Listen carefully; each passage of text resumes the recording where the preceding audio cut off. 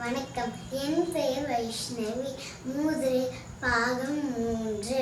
இல்லால் அகத்திருக்க இல்லாதொருளை இல்லாலும் இல்லாலே ஆமாயின் இல்லால் வழி கிடந்த மாற்றம் உரைக்குமில் அவ்வில் புலை கிடந்த தூராகி விடும்.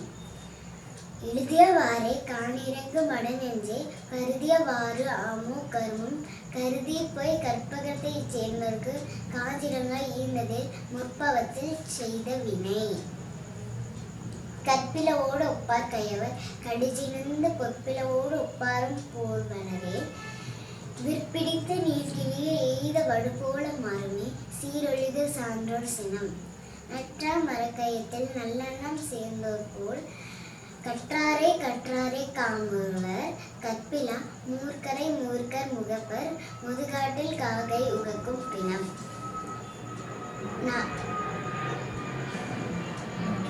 நஞ்சுடைமை தானறிந்து நாகம் கலந்துரையும் அஞ்சா புறங்கிடக்கும் நீர்பாம்பு நெஞ்சல் கரவுடைய தம்மை கரப்பார் கரவார் கரவில்லா நெஞ்சத்தவர்.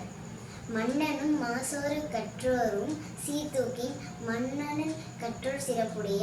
மன்னனுக்கு தந்தேசம் அழல் சிறப்பில்லை கற்றோருக்கு சென்ற இடமெல்லாம் சிறப்பு.